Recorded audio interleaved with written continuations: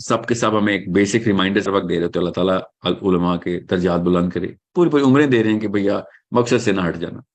कुरान पाक central book है हम सब की, तो हमें तो कभी भी नहीं इस बारे में कंफ्यूजन और डिस्ट्रैक्शन होती कि बच्चे के साथ हमने करना क्या है। हम कहीं ना कहीं से कोशिश कर रहे होते हैं, आड़ी तिरछी सही कर रहे होते हैं। एजुकेशन सिस्टम हमारे सामने हमारे बच्चे हाईजैक कर रहा होता है, और हमारे छोटे छोटे खुदा निकल आते हैं और वो ओके करते हैं, कमर पे थपकी देते हैं कि ठीक जा रहा है बच्चा, ठीक जा रहा है। क्यों? क्योंकि ये ए ग्रेडर है, और ये फिर ओ लेवल में ए ग्रेड, कितने एज आ गए हैं, ए लेवल में कितने एज आ गए हैं, फिर अब Cambridge, IB, Harvard, Yale, PhD, post doctorate, this thesis, that dissertation, everything. क्यों? क्योंकि एंड इन माइंड माँ बाप के छोटे छोटे खुदा बताते हैं कि डॉलर इकट्ठे करने हैं, अच्छी जॉब होगी तो नाम बड़ा होगा खानदान में। ऐसे माँ बाप के लिए तो परफेक्ट एजुकेशन सिस्टम सपोर्ट करता है। और आपने देखा होगा कि तमाम स्कूल, एटलीस्ट पाकिस्तान के तो इंडिया के, अपने बोर्ड के ऊपर स्कूल का नाम लिखने की बजाय परसेंटेज बताते हैं हमारे ए ग्रेडर्स कितने हैं, कितने बच्चों ने ए ग्रेड लिया है। मतलब जब गिरना हो ना किसी ने, तो मुंह के बल गिरना हो, तो ये मिसाल होती है कि किसी स्कूल के बाहर जाए। और मैं बिला तफरीक तमाम स्कूलों की बात कर रहा हूँ, एक्सेप्शन भी नहीं मिलती ना हमें तो। और जो करोड़ में से एक एक्सेप्शन मिलती है, वो अपने चार चांद ना लगाएं, अपनी सीवी ना चमकाएं, because they should have been way more vocal about why the education system is wrong, even though I know they don't even exist.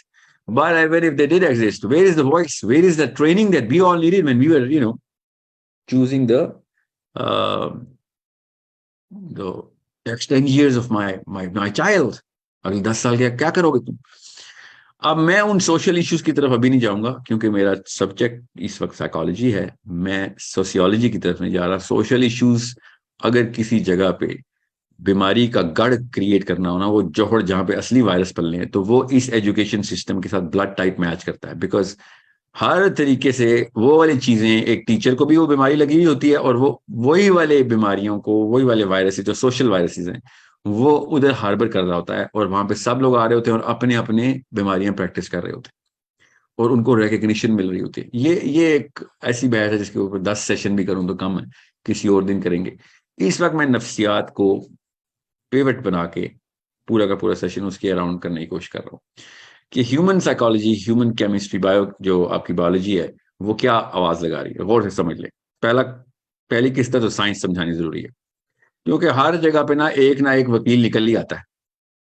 मैं जब भी कोई वीडियो साइंस की बिना भी करता हूँ, एक वकील नीचे से आता है कि अच्छा आप, तू बताएगा हमें हमारे बुजुर्ग सारे गलत थे। कोई तो बताएगा ना। मैं अपने किसी अंकल से कह दूंगा, वो बता देगा, ताकि आपका ईगो टिकर ना हो। मेरे पास भी बुजुर्गान है, उनसे कहूंगा ये वाली बात कर दे। अभी वो नहीं अवेलेबल, उनको पहले समझाना पड़ेगा ना। फिर वो समझ जाएंगे तो मैं आ जाऊंगा, आप तो समझ लें। या जिनको समझ आ रही है उनके बीच में क्यों खड़े हो रहे हो आके? साइंस समझ लें। हमारी जो केमिस्ट्री है ना, अल्लाह ताला ने ब्रेन के अंदर जो सिस्टम बनाया हुआ है, वो सिस्टम पानी पे चलता है। पानी और बिजली, लिटरली पानी और बिजली पे चलता है। हमारे ब्रेन का सिस्टम पानी और बिजली पे चलता है। दिस इज लिटरली एक जो पानी, जो तरबेला डैम और मंगला डैम है ना, उधर से पानी और बिजली प्रोड्यूस होती है। ये एग्जैक्ट वही सिस्टम है हमारा। इस पानी की, क्योंकि कंपोजिशन अलग अलग तरीके का फार्मूला होता है हर हार्मोन का, इसको हार्मोन बोलते हैं, तो वो सारे के सारे हार्मोन्स अपनी अपनी एक खास कैपेबिलिटी रखते हैं, और वो ब्रेन के एक न्यूरॉन के अंदर से ट्रांसफर हो रहे होते हैं, और वो डिटरमिन करता है, वो हार्मोन डिटरमिन करता है कि आपकी इमोशनल बिहेवियर कैसा होगा दुनिया में। ये है हार्डवेयर। अब मैं इसको हार्डवेयर बोलूंगा तो आपके जहन से पानी जो है ना, उसका कॉन्सेप्ट निकल जाएगा। हालांकि ये सारा का सारा वेटवेयर है, दिस इज वाटर। जो हार्डवेयर असल में है ना, वो हमारे न्यूरॉन्स हैं। न्यूरॉन्स के को, अभी मैं न्यूरॉन ही बोलूंगा, क्योंकि अगर मैंने न्यूरोलॉजी की, न्यूरोबायोलॉजी की टर्मिनोलॉजी यूज की तो आदि तो आवाम कहेगी पता नहीं कौन सी साइंस खोल दी। बेसिक न्यूरॉन, न्यूरॉन क्या है? वो एक धागा जिसके थ्रू सारा का सारा ब्रेन अल्लाह ताला ने सी के रखा हुआ है। ठीक है, the smallest part of the brain is called the neuron, right? अभी अभी के लिए। सो न्यूरॉन्स की जितने ज्यादा होते हैं, उतना ही ज्यादा जहीन होता है बच्चा। बस आसान करके बता दिया। असल में मुझे पता है मैं जरा ओवर सिंप्लीफाई कर रहा हूं, मगर अभी के लिए इतना काफी है। मैं अभी सिर्फ साइंस बताऊंगा इस सेशन में। जब एक बच्चे के न्यूरॉन्स हार्डवेयर डेवलपमेंट के अंदर कोई रुकावट आ रही होगी, तो ब्रेन की डेवलपमेंट के अल्लाह ताला ने निज़ाम ही ऐसा रखा हुआ है कि अगर एक खास हिस्सा ब्रेन का इस्तेमाल ही नहीं होगा तो एनर्जी बाकी की जगहों के ऊपर इस्तेमाल हो रही होगी, तो वो वाला हिस्सा खत्म होना शुरू हो जाएगा। ये basic brain anatomy, basic functions of the hardware of the brain है। और जो चीजें ज्यादा डेवलप हो रही होंगी वो सारा का सारा ब्रेन उधर एनर्जी फोकस करेगा अपनी, जहां पे एक्टिविटी ज्यादा हो रही होगी। ओके। और आहिस्ता आहिस्ता करते करते 1 2 3 सालों के अंदर ब्रेन के वो वाले न्यूरॉन्स बिल्कुल ही ये समझ ले मर जाएंगे। ठीक है। अब ये तब है जब वो न्यूरॉन बने हुए हों। तो अब एक बच्चा छोटा 3 4 साल का अगर डाल देंगे आप स्कूल में, 3 4 साल का बच्चा स्कूल में डाल दिया आपने, तो उसके तो ब्रेन अभी बन रहा था, तो उसके ब्रेन में वो न्यूरॉन बनेंगे ही नहीं। जिसके बने हुए हैं वो मर जाएंगे, और इसके बने ही नहीं हुए और वो वाले ब्रेन के हिस्से को ना ट्रिगर कराया गया तो वहां पे न्यूरॉन बनेंगे ही नहीं। ठीक है, सिंपल, क्योंकि अभी तो वो दिमाग बन रहा है उसका। अभी जो latest neurobiological biological accredited journals बोल रहे हैं वो ये कि 28वें साल तक प्री फ्रंटल फ्रंटल कॉर्टेक्स बन रहा होता है, ये वाला हिस्सा बन रहा होता है। अल्लाह ताला ने कहा कि मैं 12वें साल में बना देता हूँ, 13वें साल में इसकी इतनी अमाउंट बन जाती है। साइंस भी कह रही है कि हाँ आप डिसीजन मेकिंग, डिसीजन सारे यहाँ से लेते हो। ओके। जो एनालिसिस का हिस्सा है ना, एनालिसिस का, वो ये प्री फ्रंटल कॉर्टेक्स बोलते हैं, एनालाइज करता है। अल्लाह ताला ने भी कहा कि यहां से फैसले करता था, तो चल तुझे यहीं से पकड़ूंगा, तो क़यामत वाले दिन भी तौक यहाँ पे लगेगा हमारे हर इंसान के। यहाँ पे एक क्लिप लगा हुआ होगा और वो क्लिप आसमान की तरफ जा रहा होगा, तार लगी हुई होगी, ये अल्लाह ने हमें बताया हुआ है। ठीक है, हशर के वाले दिन, हशर के मैदान में यहाँ से डेटा लिया जा रहा होगा, ठीक है, ये यहाँ से सोचते थे ना, ये काम किए ना, ये फैसले करते थे ना, ये वाकयात हुए थे तेरे साथ ना, तूने ये फैसला किया था ना, खुद सोचा था ना, हमने तो नहीं जबरदस्ती की थी, यहाँ पे शैतान तो नहीं आया था ना, खुद तेरा नफ्स खुद तुझे कन्विंस कर रहा था। ये वाला हिस्सा अल्लाह ताला ने जब ये दिमाग का हिस्सा बनाया तो उसकी एज अल्लाह ने रखी 12वां साल। 11वें साल के अंदर कुछ लोगों का एक्सेप्शनल केसेस होते हैं, 9वें 10वें साल में भी डेवलप हो जाता है, बहुत एक्सेप्शनल केसेस है। ठीक है, उसके ऊपर भी स्टडी है, किसी और दिन बताएंगे। एक्सेप्शन की बात ही नहीं कर रहा हूं मैं, जनरल आप सबके बच्चों में बहुत 10,000 में से एक ऐसा है जिसकी 9वें 10वें साल में प्री फ्रंटल कॉर्टेक्स डेवलपमेंट शुरू हो जाएगी। जो ज्यादातर बच्चे हैं उनकी 11वें साल के बाद ही शुरू हो। जैसे ही 11वें साल में प्री फ्रंटल कॉर्टेक्स बनता है, आपके दो मेजर हॉर्मोन्स अपनी जगह पकड़ लेते हैं, क्योंकि उनका उनका काम आप शुरू हो जाता है।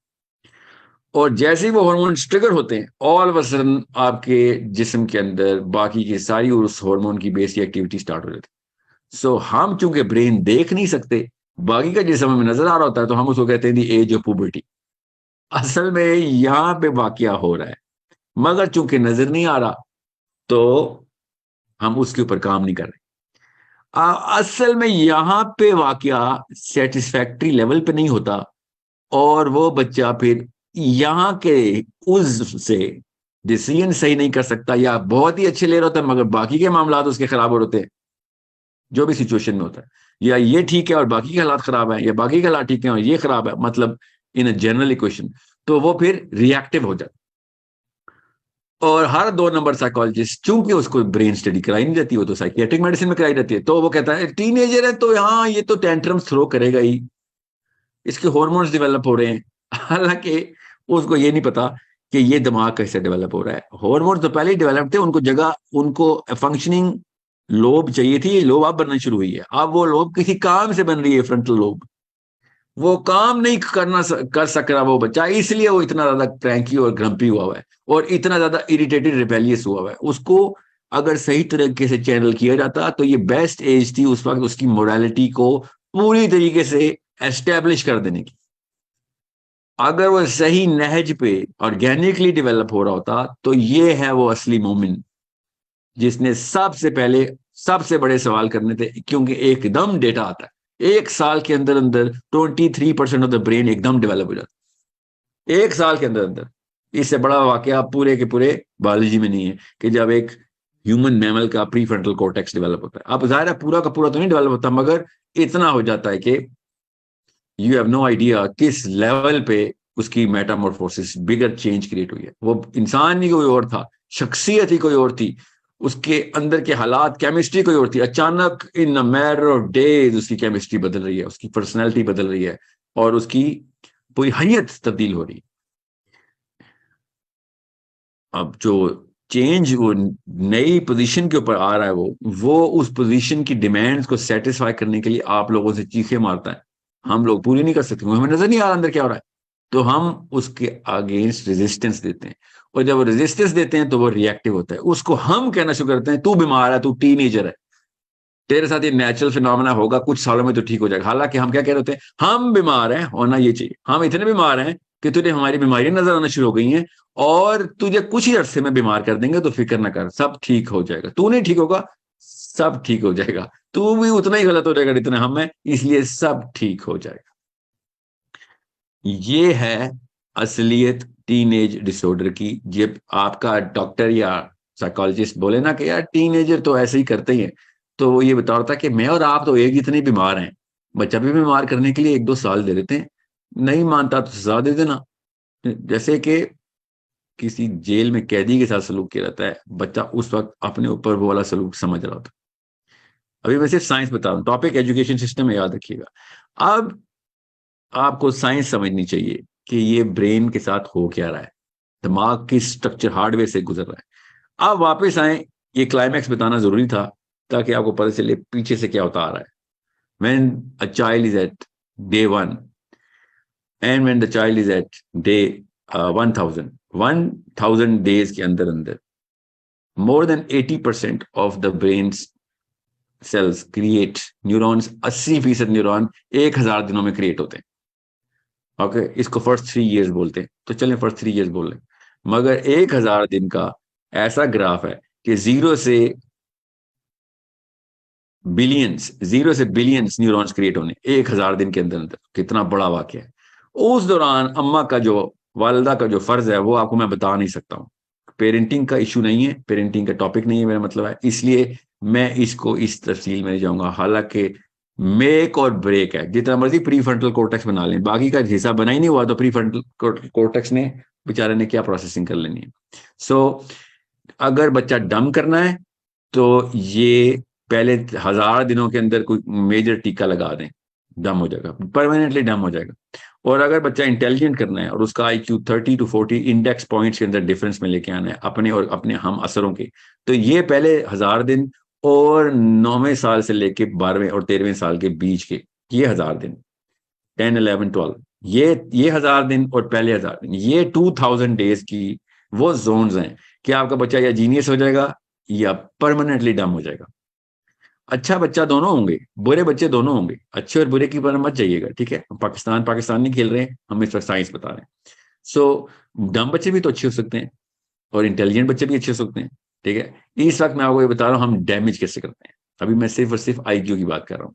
अब आ जाएं EQ की तरफ, इमोशनली डैमेज कैसे करते हैं। जब आपके हॉर्मोन्स के जो ये सेंटर्स बन रहे होते हैं, सेंटर भी एक ब्रेन के हिस्से को ही कहते हैं, और भी जिस्म में हिस्से होते हैं हार्मोनल सेंटर्स के, इस वक्त मैं ब्रेन पे फोकस्ड हूँ, ठीक है। सो इमोशनल सेंटर्स जब बन रहे होते हैं, इमोशंस का मतलब होता है हॉर्मोन्स, हॉर्मोन्स के सेंटर्स जब बन रहे होते हैं, तो उस दौरान अगर उसको वो वाली ऑर्गेनिक ग्रोथ नहीं मिल रही जो कि एक नेचुरल फ्लो में अल्लाह ताला ने तमाम तर अपनी किताब में वही डिमांड लिखी हुई, बताता हूँ आपको किसी और दिन कुरान पाक किस तरीके से ये कॉन्सेप्ट हमें बता चुका है, क्योंकि ये कॉन्सेप्ट कुरान पाक में एज इज है, हदीस में एज इज है, सीरा भरी पड़ी है, भरी पड़ी हुई है सीरा, किस तरीके से बच्चे की परवरिश करनी है ऑर्गेनिकली।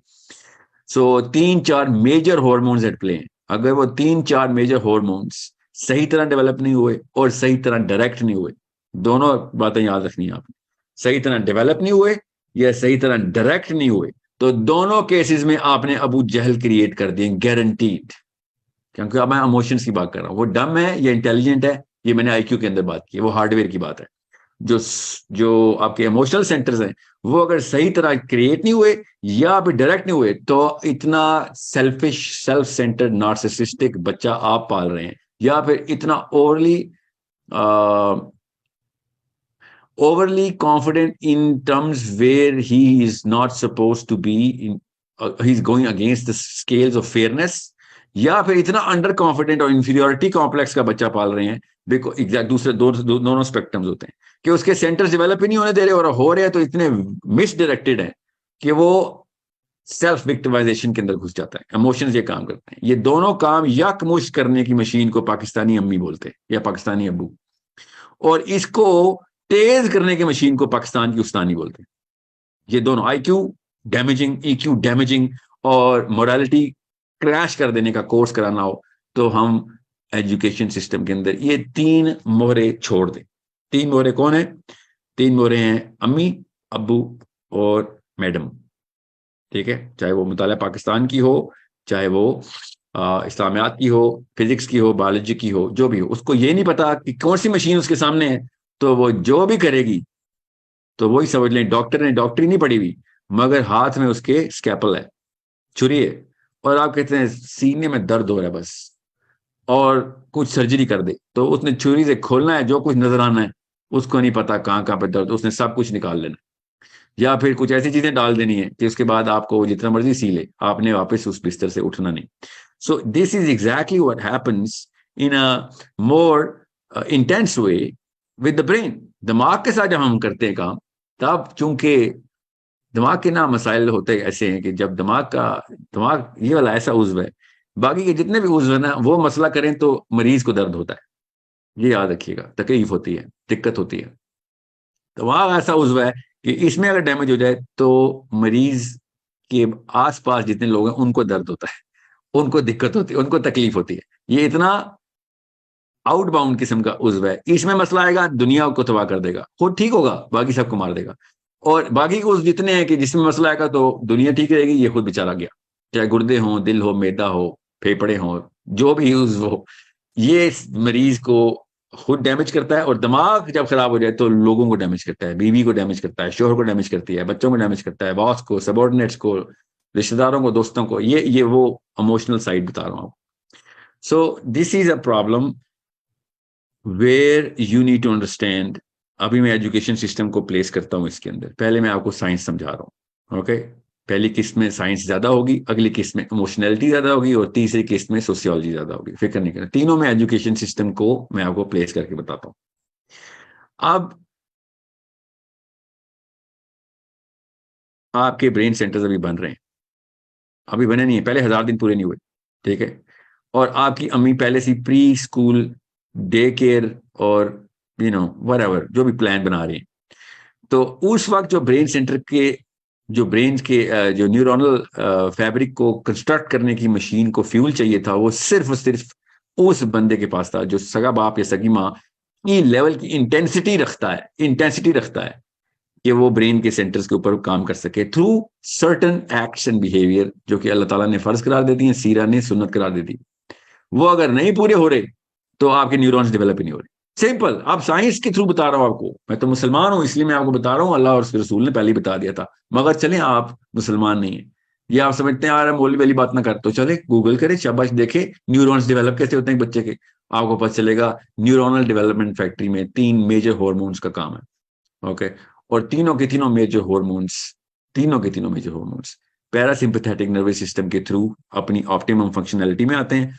और अगर वो nervous system sympathetic nervous system है, जो कि मतलब है कि ऐसा है जिसमें इनसिंसियरिटी का, केयर फ्री का, लैक ऑफ अटेंशन का, लैक ऑफ फिजिकल अफेक्शन का 100% उस मॉडल के ऊपर, जिस मॉडल में बच्चा खुद जिस्म, बाकी का जिस्म कह रहा है कि मुझे पालो, उसकी बजाय अम्मा कह रही नहीं मैं तुझे पालूंगी, मुझे मेरा जो जिस्म कह रहा है मैं उस पर तुझे ढालूंगी, तो फिर आप उस नर्वस सिस्टम को ही नहीं आपने ट्रिगर किया जिस नर्वस सिस्टम में उसकी ग्रोथ होनी थी।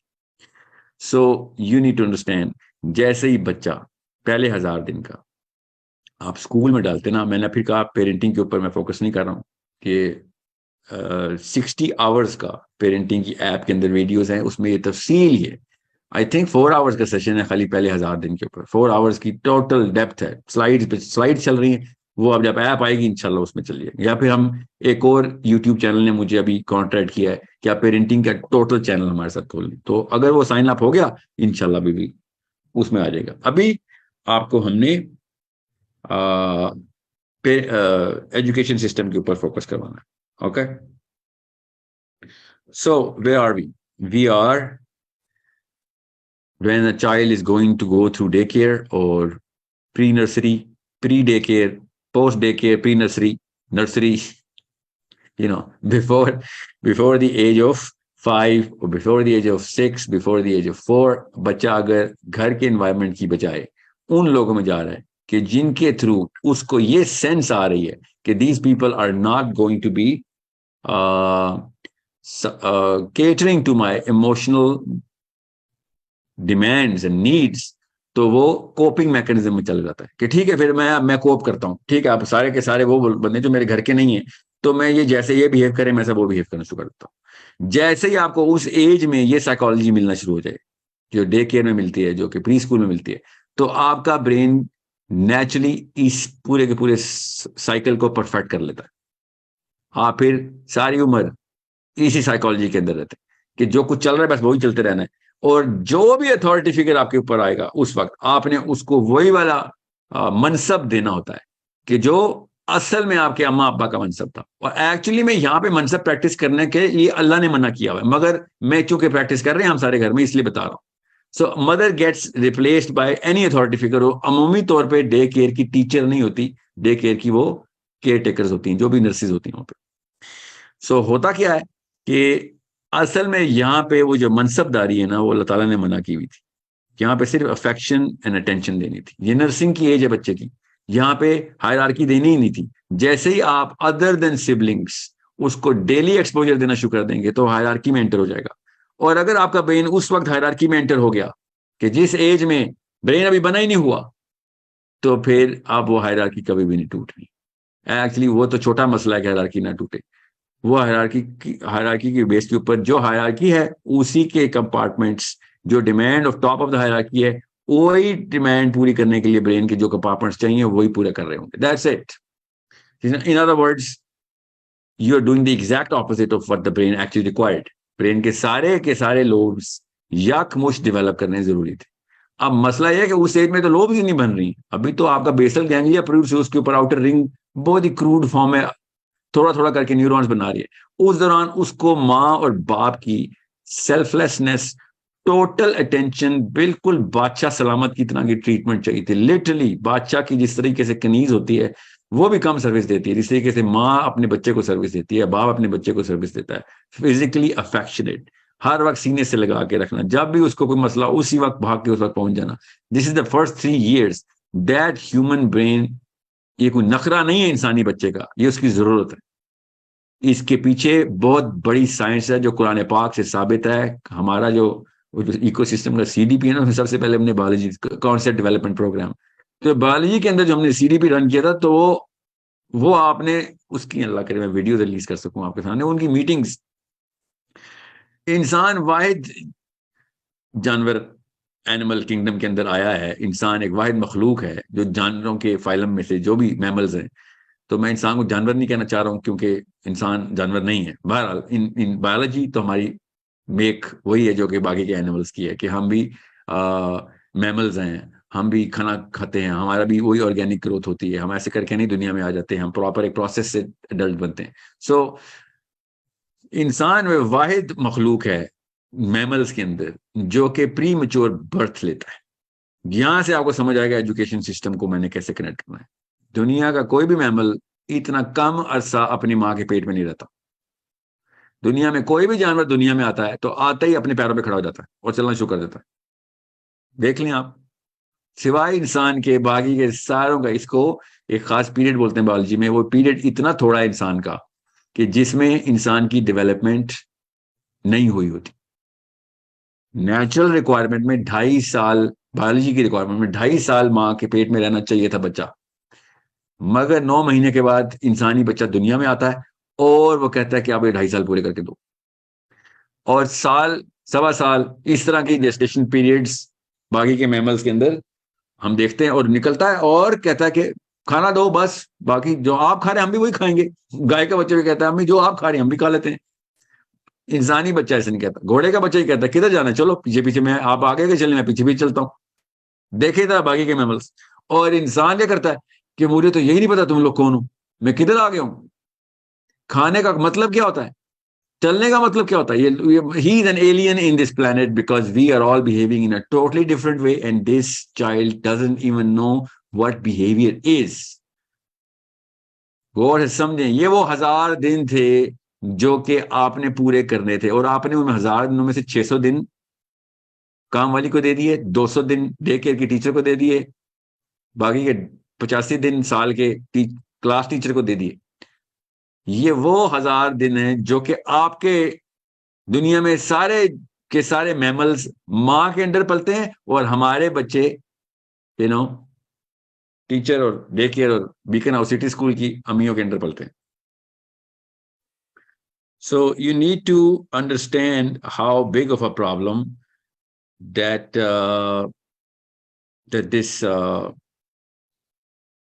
this whole science is against. अभी मैं एजुकेशन सिस्टम में एंटर करने के लिए day care, grade 1, kindergarten, pre school, pre nursery, ये सब अम्मियों से बात कर रहा हूं कि खुदा का वास्ता है उसके हार्डवेयर के साथ डैमेज करना बंद कर दें। आपने सॉफ्टवेयर पे डैमेज करना है, कहीं पे काबिल कबूल नहीं है, मगर वो छोटा नुकसान है कंपेयर एक बंदे के हार्डवेयर ही नहीं डेवलप होने दिया आपने, और फिर आप उसको डंडे के जोर से कहते हैं सबक नहीं याद होता इससे, इसको ये वो कॉन्सेप्ट, इसकी मैथ्स बड़ी कमजोर है, इसकी बायोलॉजी बड़ी कमजोर है, ये मेरा बच्चा क्यों इधर उधर मारा मारा फिरता है, इसको कुछ समझ नहीं आती। वो हर काम करेगा सिवाय ब्रेन के, जिसम के हर उस उज़्व को इस्तेमाल करेगा सिवाय ब्रेन के, क्योंकि उसके अलावा उसने अपनी सेल्फ एस्टीम सेटिस्फाई करनी है। वो भागेगा कोने खुदरों में, अम्मा अब्बा के खिलाफ सबसे बड़ी साजिश करेगा, क्योंकि अम्मा अब्बा सिंसियरिटी में कहते हैं यार मैं जो भी हुक्म दे रहा हूँ तेरे ब्रेन के लिए हुक्म दे रहा हूँ, और वो बच्चा कहता है अम्मी सारा कुछ किया आपने सिवाय मेरे ब्रेन डेवलप करने के लिए, तो हुक्म सारे ब्रेन के लिए क्यों दे रही? टांगों के लिए हुक्म दे, कहीं तेज भाग के दिखा देता हूँ आपको, कोई हाथों के लिए हुक्म दे, वजन उठा के दिखाता हूँ, और तो कुछ नहीं छोड़ा आपने इस काबिल मुझे कि मैं ब्रेन का जो उस सबसे कम डेवलप किया है उसके हुक्म क्यों जारी कर रहे हो मेरे ऊपर? ओके, सो यही होता है डे केयर के अंदर, प्री नर्सरी, प्री स्कूल, ये मेरी सबसे बड़ी कंटेंशन है हार्डवेयर के खिलाफ। अब आते हैं सॉफ्टवेयर। बच्चे का सॉफ्टवेयर इमोशनल डिमांड कर रहा होता है। हमारे बच्चों के, इंसानी बच्चों के ऑक्सीटोसिन का जो प्योर सेंटर है वो मोरालिटी की सेंट्रल कॉन्फ़िगरेशन करता है। ऑक्सीटोसिन हमारा हार्मोन है, और ऑक्सीटोसिन का हार्मोन सिर्फ और सिर्फ अपनी माँ के थ्रू पनपता है। बच्चे का ऑक्सीटोसिन सेंटर क्रिएट थी और सेटिस्फाई तब होता है, ग्रो ही तब होता है जब माँ उससे फिजिकली कनेक्ट कर रही होती है। फिजिकली कनेक्ट नहीं करती तब भी ऑक्सीटोसिन फ्लो हो रहा था उसका, उसकी प्रेजेंस में, माँ की प्रेजेंस में, छोटे से इन्फेंट का, मगर उसका जो कंस्ट्रक्शन है ऑफ दिस होल हार्मोन वो माँ की फिजिकल प्रेजेंस से होता है।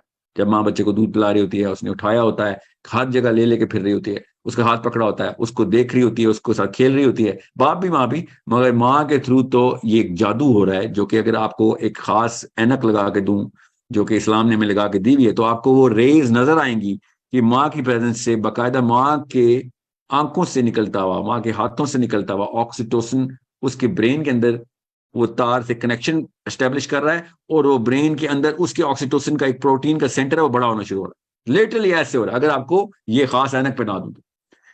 अब माँ अपने आप को डिटैच करती है और माँ देखती है मॉर्निंग शो, और बच्चा बेचारा अकेला बिस्तर में पड़ा देखता है आईपैड के ऊपर नर्सरी राइम्स। सोचें उस बेचारे के ऑक्सीटोसिन सेंटर कहां से बनने। वो ढूंढता है असल में अपनी अम्मी उस आईपैड के अंदर, और वो बग्स बनी या वरेवर कार्टून जो आजकल चल रहे हैं और रोब्लॉक्स, उसमें वो अम्मी, छोटी बहन, बड़ा भाई देख रहा होता है, because that's what the natural man is, मुझे तो मेरे तो ऑक्सीटोसिन सेंटर चाहिए। वहां से उसको जो कुछ भी मिलता है वो वहां से लेता है, वहां से तो कुछ भी नहीं मिलना ना सिवाय एक खास हार्मोन के जो डोपामीन है। तो ऑक्सीटोसिन रिप्लेस हो रहा है आहिस्ता आहिस्ता डोपामीन से। डोपामीन का सेंटर बढ़ रहे हैं, ऑक्सीटोसिन, डोपामीन के 5 सेंटर हैं, कहीं ना कहीं से बढ़ ही जाते हैं, और ऑक्सीटोसिन का एक ही सेंटर है, और वो मिल ही नहीं रहा, वो सिवाय माँ के कोई दे ही नहीं सकता, काम वाली भी नहीं दे सकती। काम वाली किसी, कोई अल्लाह की वली दुनिया में आई भी हो और वो कहे यार ये बच्चा, मैं इसका मेरा मकसद है हजरत आसिया की तरह मूसा को जैसे पाला था उन्होंने, उनका बच्चा मैं पालूंगी, तब कहीं जाके आपके बच्चे के ऑक्सीटोसिन सेंटर खोलेगी वो, वरना नहीं खोल सकती। सो ये एक ऐसा मामला है कि जो ज्यादातर घरों में हो रहा है। और अगर काम वाली तो चलो आपकी फिजिकल मॉनिटरिंग के अंदर हो सकती है, स्कूल में तो क्लास फेलो बैठे हुए हैं, टास्क मिल रही हैं, चलो हम तो प्ले ग्रुप्स है हमारे यहाँ पे, सिर्फ खेल कूद होता है, सिर्फ खेल कूद होता है। That's what there case is, कि हम यहाँ पे सिर्फ खेल कूद कराते हैं, बेसिक बेसिक से काम होते हैं, लोग सिर्फ शुगल के लिए बच्चे आते हैं और फन एक्टिविटीज होती हैं। और असल में क्या कहानी होती है हम सबको पता है कि अम्मी जो है वो घर पे बोर होती हैं, बच्चा पालना बहुत मुश्किल काम है। अम्मी को ये जो काम है पालने बच्चे पालने का, इसको सब्स्टिट्यूट करना था, इसलिए डे केयर ने कहा फिक्र नहीं कर, हमें पता है आप कितनी सुस्त हैं, बेफिक्र हो जाएं, हमें पता है कि आपको असल में अपना टाइम, मी टाइम चाहिए। So we are here to help, don't worry, we are going to make sure कि आप पॉलिटिकली करेक्ट हो जाएं। पॉलिटिकली करेक्ट का मतलब है कि आप हमें बच्चा देगी तो कोई एतराज नहीं करेगा, बल्कि लोग आपकी तारीफ करेंगे कि बड़ी प्रोग्रेसिव माँ है। और 3-3 साल के बच्चे उठा के उन्होंने अपने पास रखे होते, उससे बहुत बेहतर है कि आपके घर में काम वाली मॉनिटरिंग कर रही हो, हालांकि वो भी कुरान कबीर है साइंस में। सो आप डे केयर को फिर फोर्स करते हैं माँ बाप के, अब क्या करें, बच्चा अकेला है, सबको पता है बच्चा अकेला नहीं है, उसकी अम्मा जिंदा है, मगर बच्चा अकेला है। और क्या करते हैं, बच्चा अल्लाह ताला 6-6 या 7-7 बच्चे पैदा होते हैं, बिल्लियों की तरह हमारे, बच्चा अकेला ही पैदा होता है, वो अकेला ही होगा। पहले 3 साल 4 चौथे साल में क्या बच्चा अकेला होता है। सो बच्चा माँ के साथ कपल हुआ हुआ है अल्लाह ताला के निजाम में। हमने क्या किया हुआ है, बच्चा अकेला हम क्या करें घर में, उसको फिर सोशल स्किल्स भी देनी है। पुरानी नस्लें तो बगैर सोशल स्किल के मार गई, हमें तो सोसाइटी मिली ही नहीं। सिविलाइजेशन का कॉन्सेप्ट तो हमने देना आगे जाके ना, अजीब सी बात है।